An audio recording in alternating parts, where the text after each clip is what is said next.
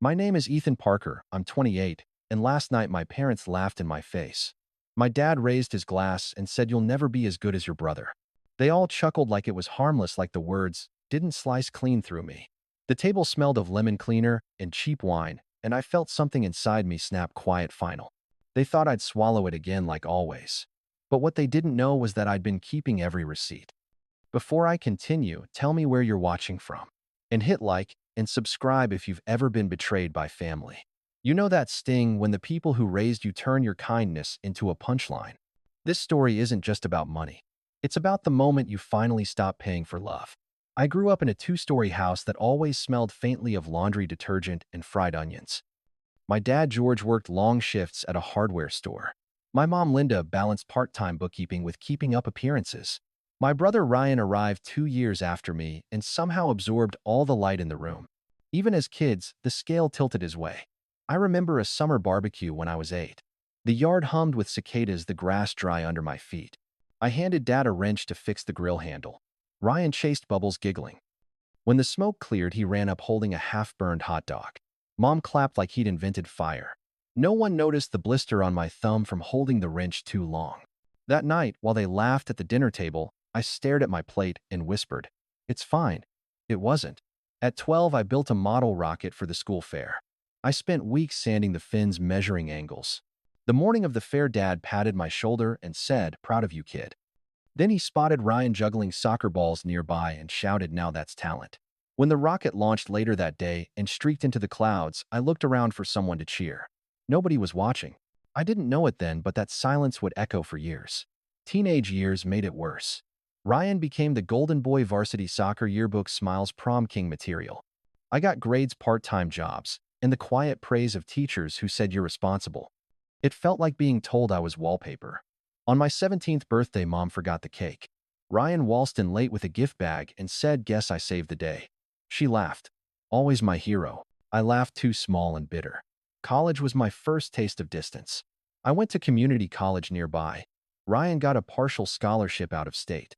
Mom turned every phone call into a Ryan highlight reel. "He's doing so well, his coach said he's special." When she asked about me, it was practical. "You're paying tuition on time, right?" I worked nights at a diner smelling of grease and coffee, sending a little money home whenever Dad's hours got cut. I told myself it was love. The first time Mom asked for help, it was winter. She said, "Power bill's a little high, sweetheart." Just until Friday. I sent $120. Friday came and went.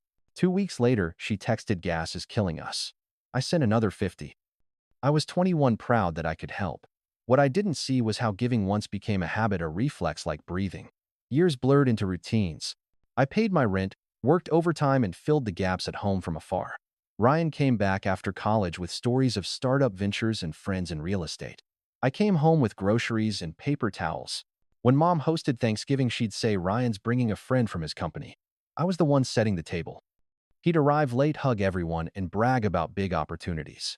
They'd beam at him like a Christmas tree switched on. I'd pass the mashed potatoes invisible. There's one scene I still taste. Thanksgiving 3 years ago. Ryan handed Mom a spa voucher. He'd gotten it free from a client. She teared up like he'd given her diamonds. I slid an envelope with cash under her plate. Rent money they'd asked for just this once. She never mentioned it. When dinner ended, Dad said, "We're lucky to have Ryan around." I was standing right there scraping plates. By 25, I was transferring $650 a month to them: utilities, gas, groceries, sometimes more. I started tracking everything on a spreadsheet because my memory couldn't hold the weight. Each line was a little piece of me disappearing. I didn't know it yet, but that habit, writing, recording, would become the weapon I never meant to build. One night, it rained hard enough to drown the sound of thought. I sat in my studio apartment with a flickering lamp, scrolling through my bank app. The list of transfers looked endless. I stared at the number at the bottom: $28,940 over 4 years. My chest went hollow. Outside, thunder cracked like laughter. I whispered, "They don't even know." But deep down, I realized they did. They always did.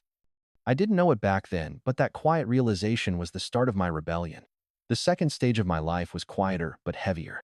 At 26, I had a stable job in tech support: cubicles, bad coffee screens, glowing with strangers' problems. I didn't hate it. It just felt like standing still while everyone else moved forward. Ryan, meanwhile, was freelancing. That word floated around him like perfume, vague and expensive. Mom would say, He's building something big.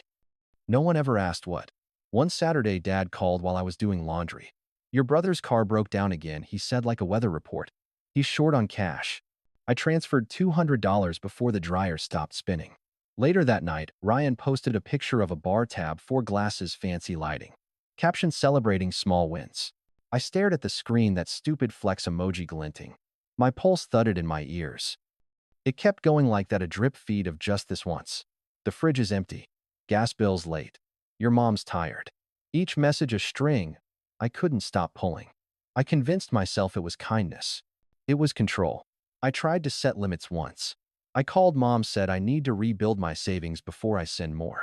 She sighed long, theatrical. We'll die before we ask again. That promise lasted 12 days. Then came a text, groceries heart emoji. I sent 100. Guilt is the most efficient payment method in the world. Christmas that year was a case study in irony. I gave Mom a weighted blanket because she said she couldn't sleep. She smiled politely. Ryan handed her a framed photo of him at a beach with friends. You're glowing, she said, touching the glass. I wondered if she noticed I'd wrapped her gift in plain brown paper because I couldn't afford the shiny kind. Then came the water heater. Mom called crying. We don't know what to do. I put the charge on my card for points I never used. Later, Aunt Diane told everyone Ryan fixed the water heater. Such a capable young man. My parents nodded proudly. I laughed out loud, a small cracked sound. Nobody noticed. Around that time, weird things started happening. I'd get mail for credit accounts I never opened. Pre-approved cards with my name spelled correctly but sent to Mom's address.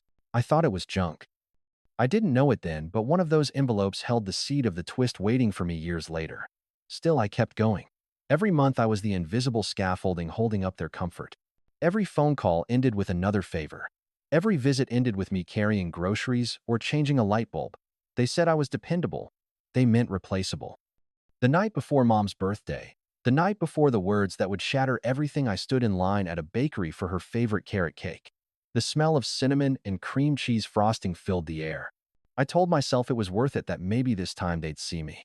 I didn't know that tomorrow's laughter would be the sound of my final thread snapping.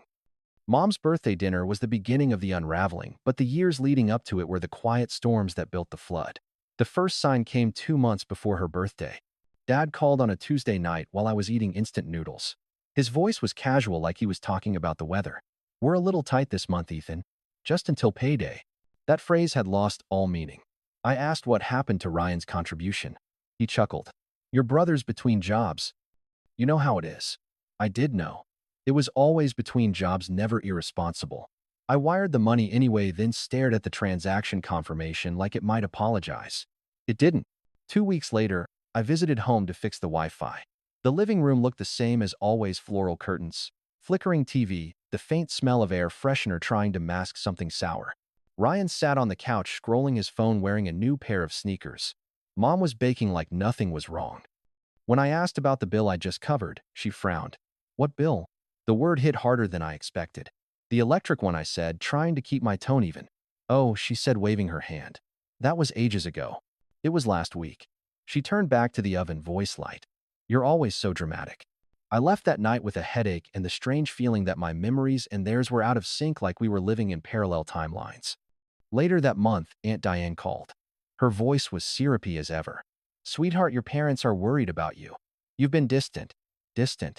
That was the word they used after 4 years of direct deposits.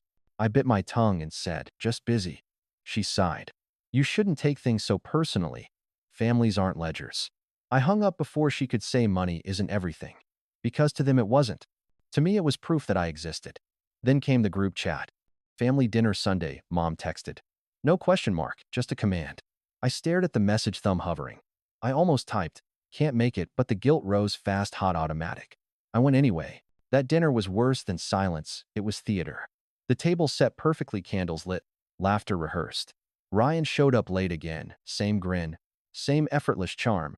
He handed Mom a small box, earrings shiny and perfect. She gasped. You shouldn't have. I wanted to say he hadn't. I'd seen that charge on my credit report last week, a card I never opened. My stomach twisted. I didn't say a word. Dinner rolled on, a parade of fake stories. Ryan talked about his business partners. Dad nodded like a proud investor. I smiled like I was part of the same show. Then came the line that cracked something open.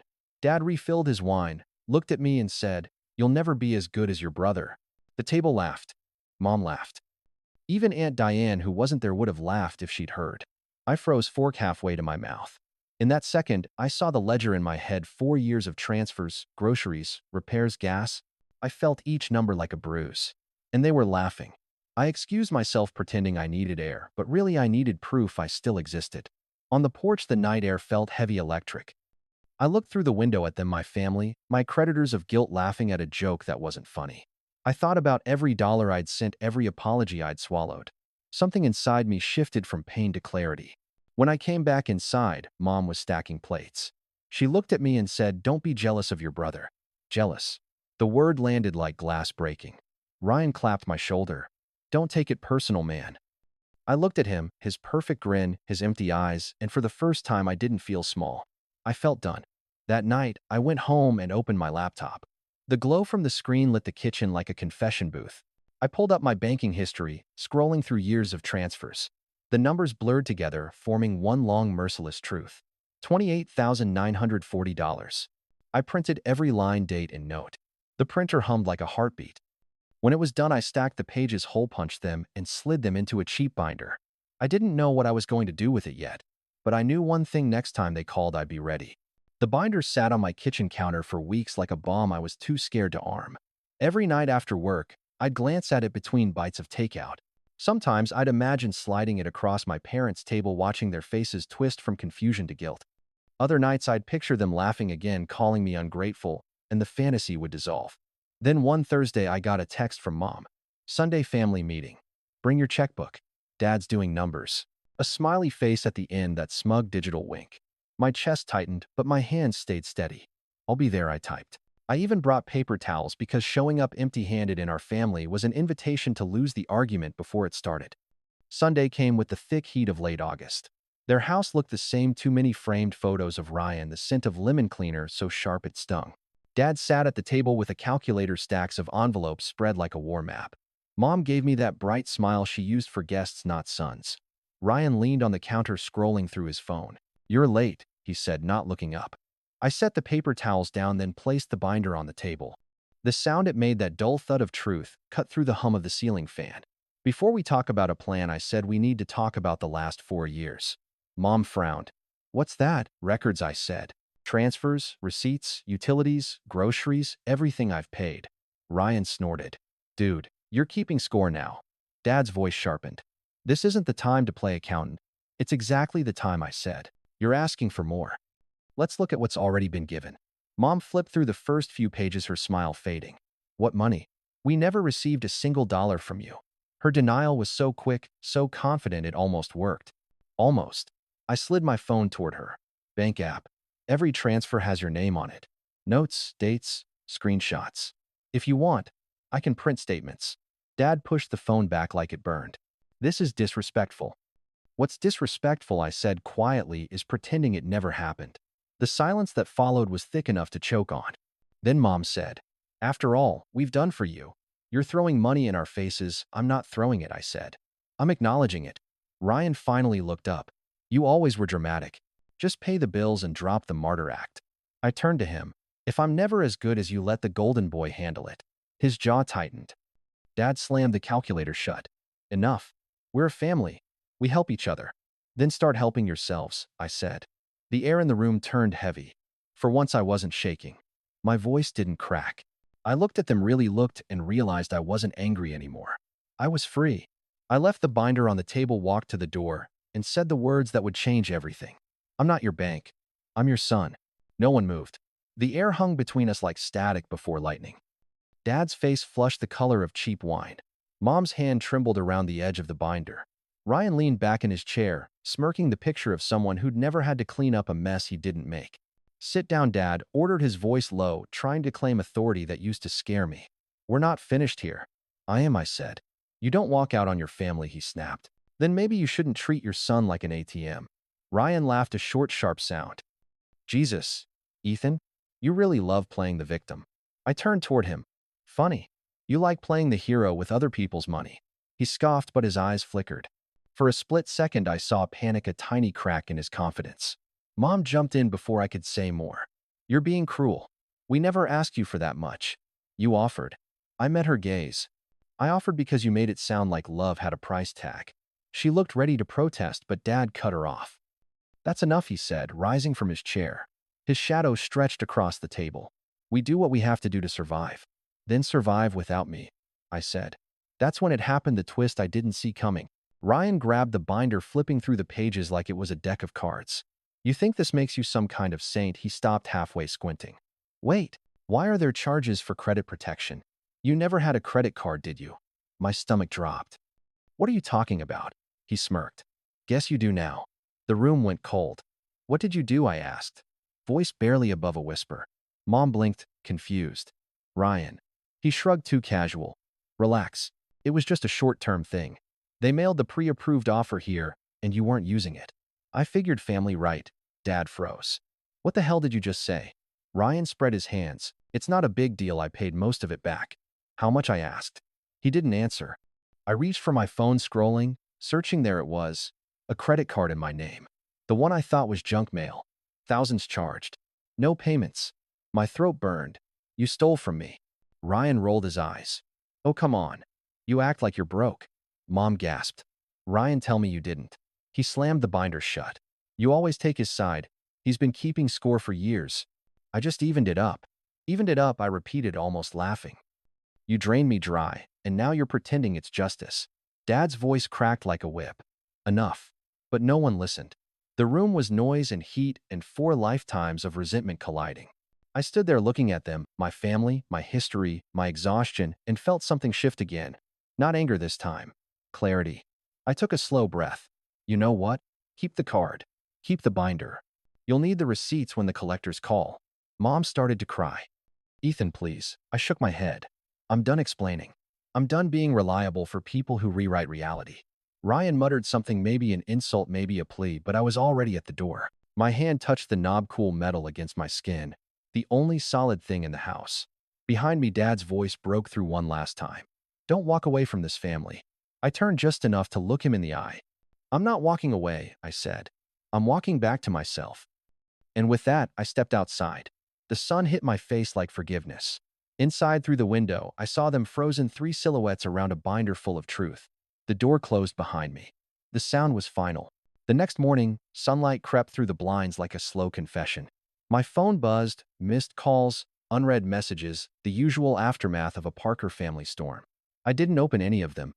I brewed coffee, black and quiet, and stared at the binder I'd brought back home. They hadn't even noticed me take it when I walked out. Typical. I opened it, flipped through the pages, and stopped at the section labeled credit protection. I'd already filed a fraud report the night before. Ryan's card, my name, his debt. It would take weeks to investigate, but I wasn't in a hurry. I'd lived in their timeline long enough. By noon, Dad sent a voicemail, half anger, half desperation. You can't just do this, Ethan. Family needs unity. I deleted it before it finished. Mom's text followed. We can fix this. Come talk.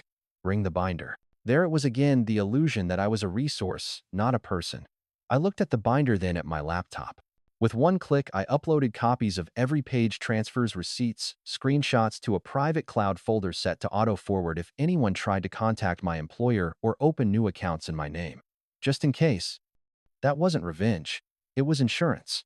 Later, I took a long drive out of town, windows down, air smelling like freedom and burnt rubber.